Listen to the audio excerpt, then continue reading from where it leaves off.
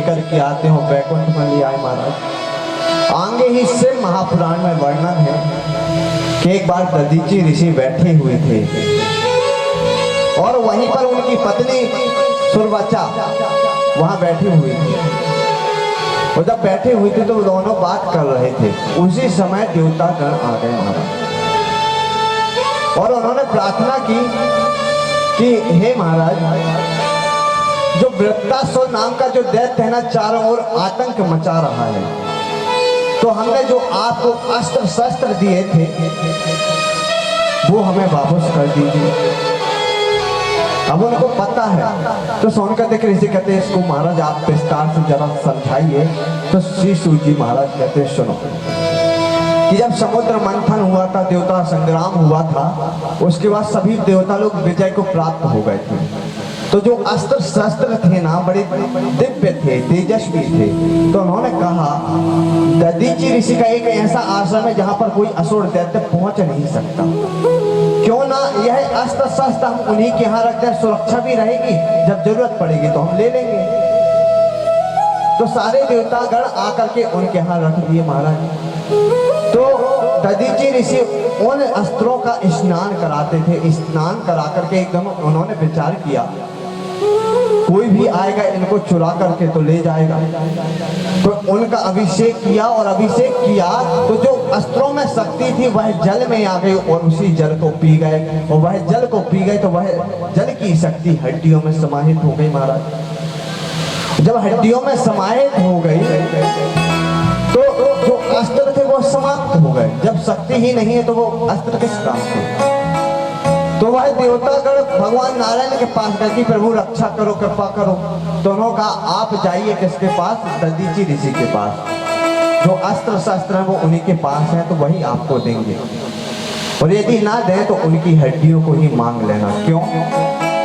क्योंकि उन्होंने वरदान मांगे। आप कथा सुन चुके हैं कि जब अच्छो और दधीचि की कक्षा, जब उन्होंने भोलेनाथ का तप किया था कि कहा था कि प्रभु मेरी हड्डी जो वज्र के समान बन जाए, मेरा कोई वध ना कर सके, जब मैं जो चाहूं वही करूं। तो आज सारे देवतागण दधीचि ऋषि के पास आए। तो उनकी पत्नी बैठी थी। उन्होंने कहा गुरुदेव हमें आपसे कोई गुप्त मंत्रण करनी है, आप देवी जी को अंदर भेज दीजिए। उन्होंने सुरवाचा को अंदर भेजा और उन्होंने कहा कि आपकी हमें हड्डियां चाहिए। क्यों? क्योंकि वृत्तासुर का वध आपकी हड्डियों से ही होगा। जब वज्र बनेगा तभी वृत्तासुर का वध होगा। उन्होंने कहा ठीक है ले लो, यदि लोक कल्याण की बात है तो इन हड्डियों को आप ले लो। तो कहा कैसे? तो कहा लेपन लगाओ और कामधेनु गाय को स्वर्ग से बुला करके वो मेरे इस लेप को चाटेगी और यह देख कि जो चमड़ी वह समाप्त हो जाएगी, जब हड्डी बचेगी तो ले जाना। तो लेपन लगाया शरीर पे और कामधेनु गाय को बुला करके चटवाया। जब हड्डी बची तो उनसे 3 अस्त्र बने, एक पिनाक और जो इंद्र के पास अस्त्र है और एक अस्त्र और बना है महाराज। इस प्रकार से 3 अस्त्र बने हैं और उसी अस्त्र से ले जाकर के इंद्र ने वृत्तासुर का वध किया है। और आगे जब सुरवाचा बाहर आई आश्रम के तो देखा कि पतिदेव नहीं है, कहाँ गए? तो ध्यान करके पता किया तो उनको बड़ा क्रोध आया और वह उनको बड़ा क्रोध आया। वह गर्भवती थी। जब वो गर्भवती थी तो उन्होंने कहा जब हमारे पति ही नहीं है तो हम इस देह को भस्म कर लेंगे, जला लेंगे, सती हो जाएंगे। तब नारद जी ने कहा कि आप गर्भवती हैं, आप ऐसा नहीं कर सकते, क्योंकि एक की जान नहीं, आप 2 लोगों की जान लेंगे। एक तो अपनी स्वयं की और जो आपके गर्भ में पल रहा बच्चा उसकी जान लेंगे। तो वह पीपल के वृक्ष के नीचे जाते हैं महाराज और एक पत्थर लेते हैं, वहीं पर तप किया और तप करने के बाद अपने पेट को पत्थर से चीरा और एक बालक निकला। उस बालक को पीपल पर लाद दिया, रख दिया, वह सत्ता हो गई और उनका नाम पड़ा पिपलाद महाराज। बोलिए पिपलाद महाराज की। और पिपलाद जब बड़े हुए बड़े बूढ़े थे। एक राजा के यहाँ गए, उन राजा का नाम था अरण्य, और अरण्य की एक बड़ी सुंदर पुत्री थी जिसका नाम था पद्मा। जब पद्मा को देखा तो उन्होंने कहा कि हमें आपकी पुत्री से विवाह करना है। तो उनके जो पिता थे निराश हो गए कि एक वृद्ध के साथ अपनी पुत्री का विवाह कैसे करें। कहते यदि आप मुझे अपनी पुत्री के साथ विवाह नहीं कराएंगे तो हम आपको भस्म कर देंगे, श्राप दे देंगे। तो डर के मारे उन्होंने अपनी पुत्री पद्मा का विवाह उनके साथ करा दिया। और एक दिन यह पद्मा के साथ बैठे हुए थे। पद्मा ने कहा कि हम सरोवर में जाकर के स्नान करके आते हैं स्वामी, आपकी आज्ञा हो। तो पिपलाद ने कहा ठीक है आप जाइए। पुष्पभद्रा नदी में वह स्नान करने के लिए गए। तभी धर्म में उनकी परीक्षा करने के लिए एक राजा का स्वरूप बनाता है और उनके पीछे पड़ जाता है। जब महाराज पीछे पड़ने लगे और जब जाकर के उनका जैसे ही हाथ पकड़ने लगा तो उन्होंने श्राप दे दिया कि तुम्हारा अस्तित्व ही यहाँ से समाप्त हो जाए। तो धर्म अपने स्वरूप में आ गए। उन्होंने कहा क्षमा कीजिए देवी, हम तो आपकी परीक्षा लेने के लिए आए थे, यहाँ क्षमा कर दीजिए।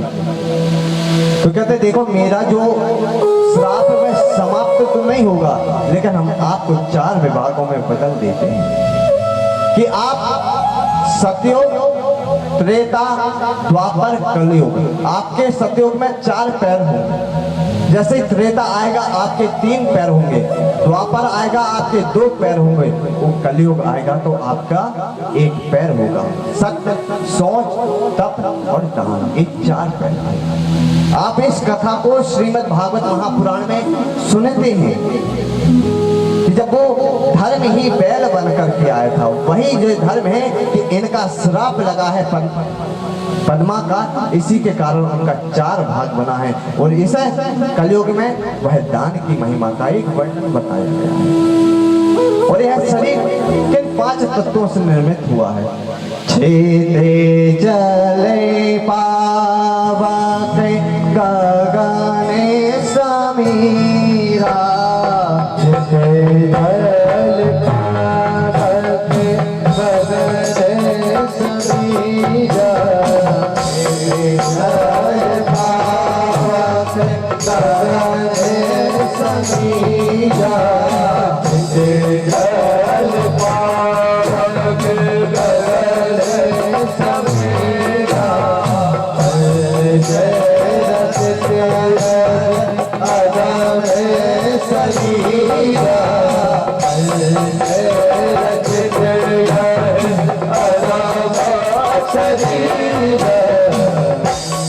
जल पावक गगन समीरा, पंच रचित यह अधम शरीरा।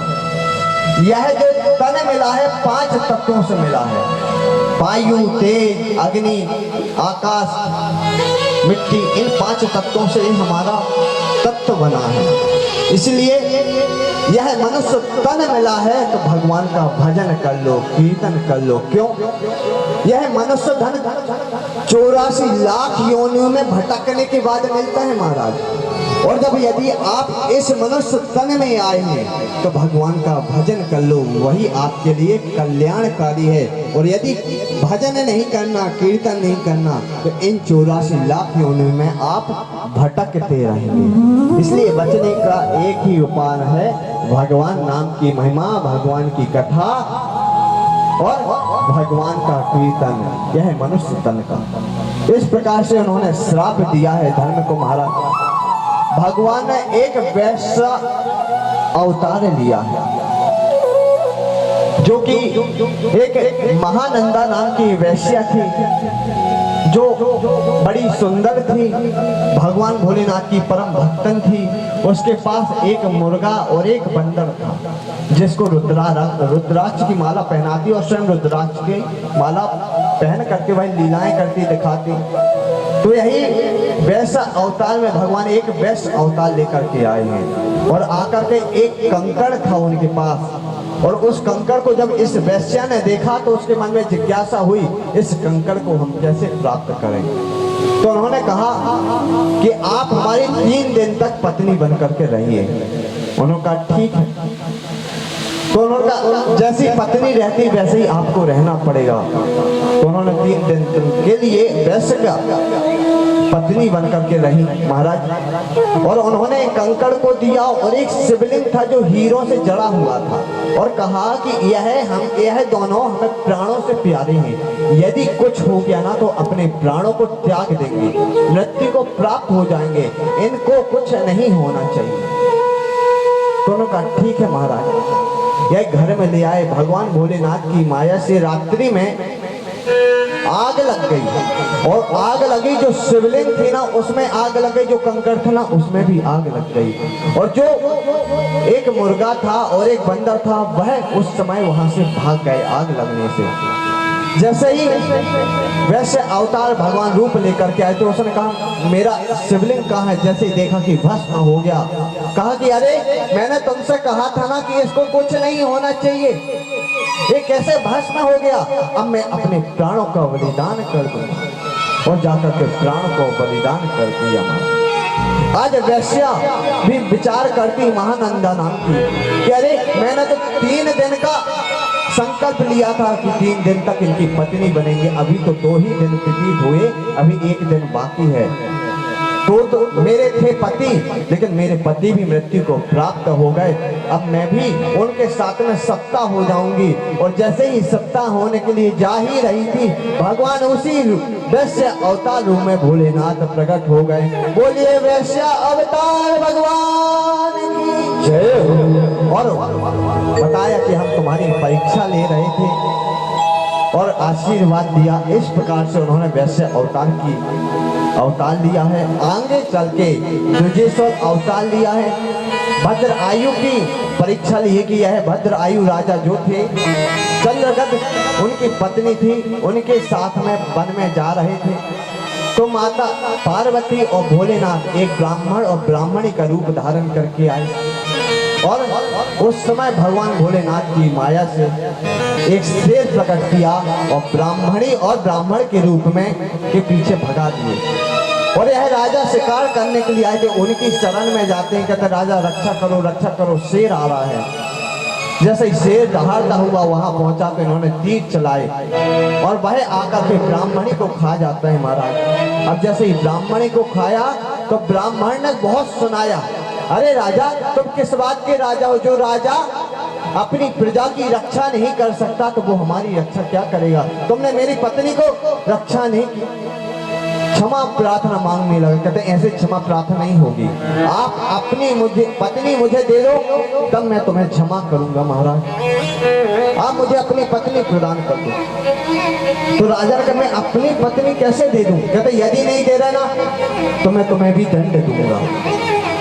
तो राजा डर गए, क्यों ब्राह्मण थे, श्राप दे देंगे अभी। तो वो उन्होंने कहा ठीक है ले लीजिए। जब उन्होंने कहा कि जब मेरे पत्नी ही नहीं है तो मैं जी करके क्या करूंगा, मैं भी मृत्यु को प्राप्त हो जाऊंगा। उन्होंने एक चिता बनाई और जलने के लिए तैयार हुए। तभी भगवान भोलेनाथ माता पार्वती के साथ प्रकट हो गए। बोले शंकर भगवान की जय हो। इस प्रकार से उन्होंने कहा कि हम तुम्हारी परीक्षा लेकर के आए थे और मैंने द्विजेश्वर, हम दोनों ने रूप लिया है, इसलिए हमारा एक द्विजेश्वर रूप अवतार होगा। इस प्रकार से उन्होंने अवतार ली। एक सूर्यवंश में महाराज नाभाग हुए हैं, मनु के महाराज, मनु और शत्रुपा के पुत्र। तो यह बहुत ज्ञान लेकर के आए। इनके भाई थे, 7 भाई थे।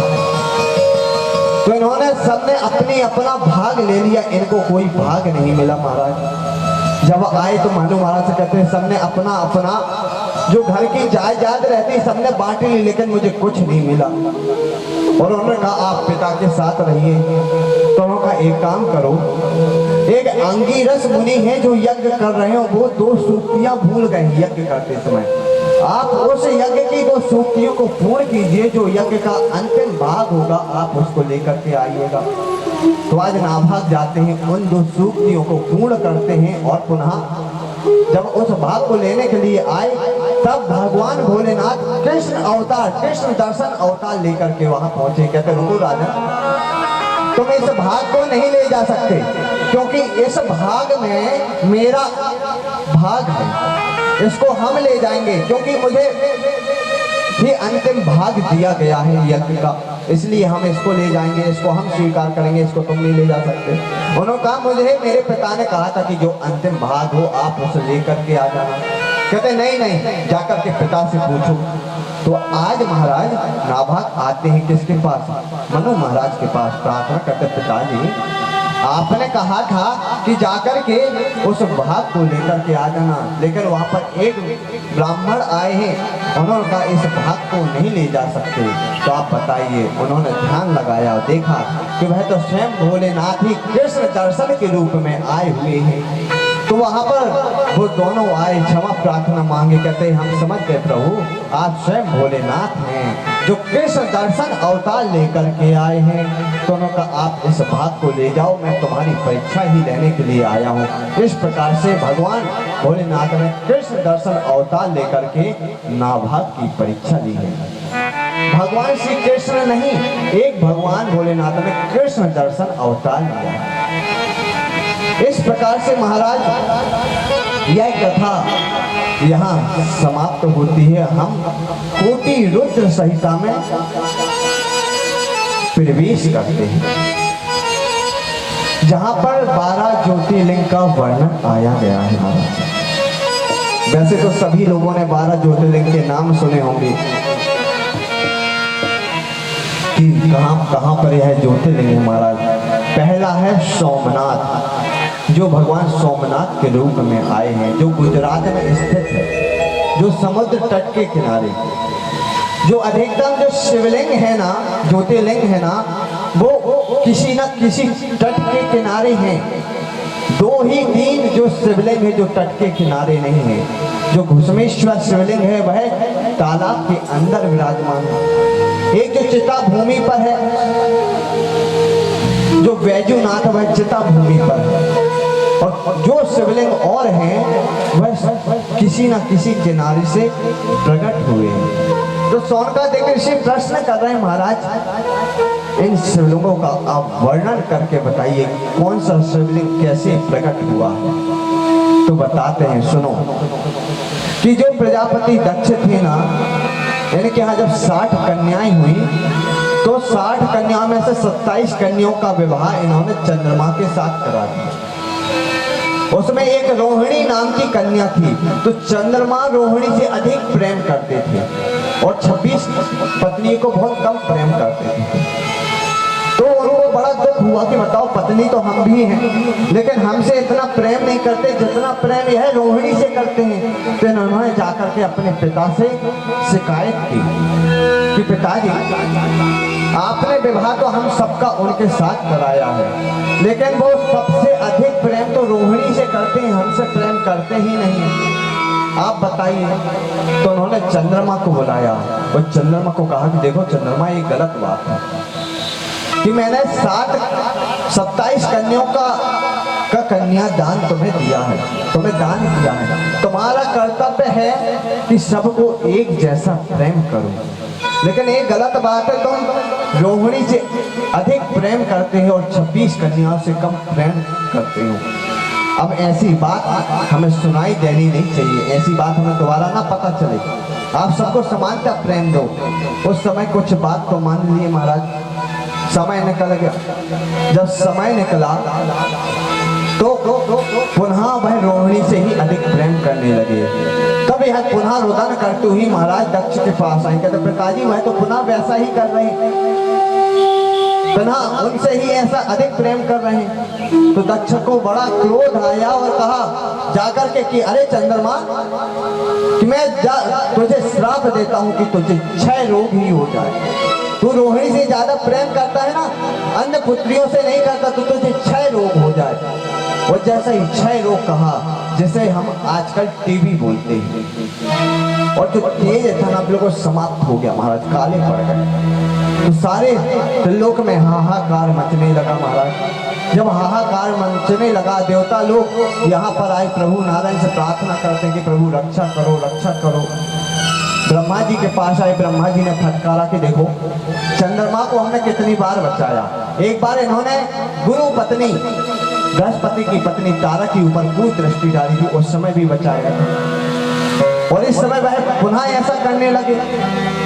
आज चंद्रमा को यहाँ डांटते हैं, तब कहा कि आज यह गलती हो गई, आज के बाद ऐसी गलती हमसे कभी नहीं होगी, क्षमा कर दीजिए।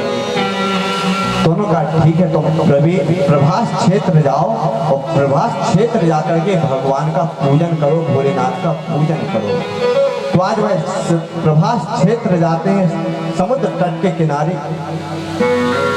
और जाकर के भगवान भोलेनाथ का पूजन किया, शिवलिंग बनाया। और गुजरात में ही प्रभास क्षेत्र गुजरात में है और वहां जाकर के उन्होंने पूजन किया और 1 करोड़ शिवलिंग वहां पर उन्होंने बनाया। 6 महीने तक उन्होंने तप किया। भगवान भोलेनाथ वहां पर प्रकट हो जाते हैं। बोलिए शंकर भगवान की जय हो। आज चंद्रमा ने क्षमा प्रार्थना मांगी, महाराज क्षमा कर दो, इस क्षय रोग को समाप्त कर दो। उन्होंने कहा इस क्षय रोग को हम समाप्त तो नहीं कर सकते, लेकिन हाँ वरदान देते हैं कि यह जो तुम्हारा क्षय रोग है ना, काला बढ़ता और घटता जाएगा। पूर्णिमा से जैसे ही प्रतिपदा लगेगी तो आपका यह जो तेज है वह घटता जाएगा और जैसे ही अमावस्या के बाद प्रतिपदा आएगी तो वह तेज आपका बढ़ने लगेगा। एक पक्ष में घट जाएगा, एक पक्ष में आप पूर्णता दिख जाओगे। यही वरदान मैं तुम्हें देता हूँ। कहते हैं आप यहीं पर, देवताओं ने स्तुति की, आप यहीं पर विराजमान हुई। कहते देखो सोम, तुम्हारा एक नाम सोम है चंद्रमा से, कहते हैं इसलिए मैं यहाँ पर ध्यान किया है तुमने मेरा, इसलिए मैं सोमनाथ के रूप में यहाँ पर विराजमान हो जाऊंगा। प्रथम ज्योतिर्लिंग में भगवान यहाँ पर सोमनाथ के रूप में प्रकट हुए। बोलिए सोमनाथ भगवान की जय हो। इस प्रकार से भगवान सोमनाथ के रूप में प्रकट होकर के आए। दूसरा ज्योतिर्लिंग भगवान ने मल्लिका अर्जुन के रूप में लिया है, जो कि श्री शैल पर्वत पर है महाराज, क्रौंचगिरी। महाराज इसका भी आप वर्णन करके बताइए। कहते हैं सुनो, जब कार्तिकी को पता चला कि गणेश भगवान का विवाह हो चुका है तो वो माता पार्वती और भगवान शंकर को छोड़ करके क्रौंच पर्वत पर चले गए थे, अपने मामा के यहाँ जो पर्वत है ना। तो इनके मामा थे 98 के, तो इन्होंने इंद्र ने पर काट दिए थे। 2 पर्वत जो थे कि एक पर्वत यही क्रौंच पर्वत था और दूसरा जो समुद्र में बस गया था, जो हनुमान जी को रोकने के लिए स्थान दिया था। यही 2 पर्वत ही बचे हुए थे, वहां पर काट के चले गए। माता पार्वती ने भोलेनाथ से आग्रह किया कि हमें पुत्र को वापस लेने के लिए चलना चाहिए, हमें पुत्र को से मिलना चाहिए, चलिए। उन्होंने कहा ठीक है। माता पार्वती को